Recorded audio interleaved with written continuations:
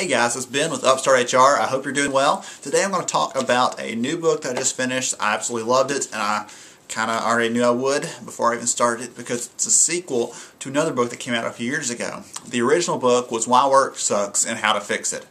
And as I read it, I was thinking, you know, this is amazing. It's brilliant. It's all about a ROWE, a results-only work environment, ROWE. And a ROWE, on the basic level, is you work when you want, where you want, how you want, as long as you're getting the results done. That's all that really matters. And there's some stories and things in that original book that really stuck with me. But over time, I've been thinking, you know, how do you really put that into action? How do you really make that happen? You know, it's a great idea, but how do you actually get down to, you know, the nuts and bolts? How do you actually make that happen? And thankfully, Callie Ressler and Jody Thompson, the authors, actually came out with a new book, Why Managing Sucks and How to Fix It. And it is exactly that. It tells you how to take the ideas and things from the original book, the manifesto basically, and put those into action and how to make it happen. There were some things in the book that really hit me hard. I really enjoyed it, and I've got all these little notes and underlines and everything else in there, but basically there were a couple things that kind of stuck with me that I'd like to touch on. One of them was kind of framing it as from a wellness angle. You know, people that all of a sudden are no longer stressed to the max, trying to fit in their life around their work and get these things taken care of and all these crazy deadlines, and I've got to be sitting in my chair or my boss is going to think I'm not working, and all those things, taking that out of the equation and just saying, you know what, hey, you're getting your work done or you're not. That's just there's two modes there. There's no, you know, you weren't here on time, or you took a long lunch today, or, you know, I saw that guy, you know, he was off work and he was playing on Facebook or whatever it was. You know, there's all these things talking about where you are or when you're there, or things like that that suddenly are irrelevant. So taking from a wellness angle, the stress just falling off someone, and just having, you know, mental health even, you know, coming back. So that was kind of an interesting kind of angle that I enjoyed. Another thing that really hit me hard is using it as a competitive advantage for your business. If you are trying to recruit these, you know, these amazing employees for your positions, and your competitor over there across the street is very similar to you, but they have a ROWE in place, and they basically say, hey guys, you come in here, you can come to work if you want to, you can, sorry, that's the wrong way of saying it, you can come into the office if you want to, work is what you do, it's not a place you go.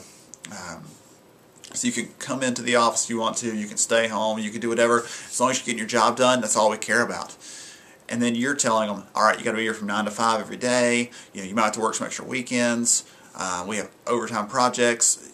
Just telling them, dictating what they can do and when they can do it it's a problem. And I think companies that start to put things like the ROWE in place are going to see results from that, you know, in their recruiting and retention areas that they might not even started out thinking about. In the beginning, it's just like, hey, this is a kind of fun idea, let's get people to work, you know, a little more freely, and then you find out later, you know what, people aren't leaving because they love this. You know, you're not going to be able to leave that freedom and go to another employer and get that same feeling again.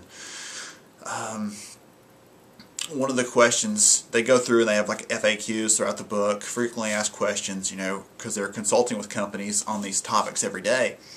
And one of the questions they get a lot is, well, how do I know what they're doing if they're not sitting here in the office? And the answer is, how the heck do you know what they're doing right now? Yeah, you might be able to go in and pull their computer logs and check all the records. Oh, they visited these websites today, whatever. But that doesn't tell you anything about their actual work. That's a conversation that I've had to have with managers time and time again, is, you know what, they weren't here at 8 o'clock, or this person called in sick 4 times in the last month. Okay, the first thing I always go to is how's their work going? You know, are they getting things done? Well, yeah, but I think they need to be here. I'm not sure what they're doing when they're not here. Yeah, but how's their work going? And I keep turning it back around to that, because that's in the end, that's really all that matters. And I don't want to seem carefree and clueless, but truly, if the person is getting the work done and they're not sitting there in their chair to do it, the only people that might care are their coworkers, thinking, oh, well, they're getting special treatment. But we need to work through those things as they come along, not just shut it down because someone is able to get everything done and not have their butt in the chair for 8 to 10 hours a day. One of the things that kind of bugs me just a little bit is that I work for a government contractor, and everyone, non-exempt, exempt, everyone's required to track their hours so that we can properly bill the government with the accurate information. It's a big no-no. In case you were wondering, not to do that properly. There's a special agency out there that audits just the contractors to make sure that they are billing the government appropriately for their services. And I doubt that the government's going to make a switch so that we can start billing them based on the results instead of the time. I know there are some ways that we could kind of get around that, but right now that's not a possibility for the company I work for. In the future, if I ever decide to go somewhere else, I would definitely be looking for somewhere that has some sort of row in place, or be open to me as the HR person coming in and implementing something like that, because I think it's a great tool, as I said before. One of the last things kind of sticks in my head is that basically time is irrelevant unless it's a deadline that you're trying to hit. Other than that, you know what, if I work 2 hours this week, or if I work 200 hours this week, there aren't 200 hours in a week, but maybe you got time travel. Anyway, if you're working and getting your stuff done, it doesn't matter how long it takes you. Time no longer matters.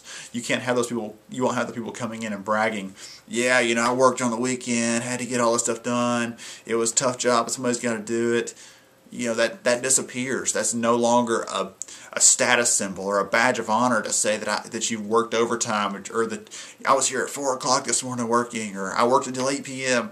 No one cares anymore. That just shows you that maybe you have those preferences for working those times. Other than that, no one really cares in a row. And as I said a minute ago, I had to correct myself. Saying I'm going to work, or I'm working from home, or whatever, it doesn't matter. Just say I'm working. I'm going to the office, because work is what you do. It's not the place you go. Oh gosh. And then one last quote that I absolutely love, and I say this, I'm serious, I say this at least once a week to some manager out there that's got their panties in a twist about something. Their boxers in a bunch. Sorry. We're trying to manage the work, not manage the people. The manager starts talking about the person and what they're doing and the choices they're making or whatever. Is this affecting their work? If it is, that's a legitimate conversation. Let's have that. Let's discuss it. Let's figure out what to do. But if we're talking about the work, is the work getting done? Are the results being achieved in an ethical way? Are they keeping our customers happy? If those are the answers, then where they're doing it from, or when they're doing it, or how they're doing it, doesn't really matter that much. So anyway, Why Managing Sucks and How to Fix It. It's a phenomenal book, and I highly recommend it. Good luck with your own rows out there if you're checking them out. And I'd love to hear some success stories from some others who have actually gone in and put these things in place. It's just an amazing concept. Thanks, guys. Have a great week.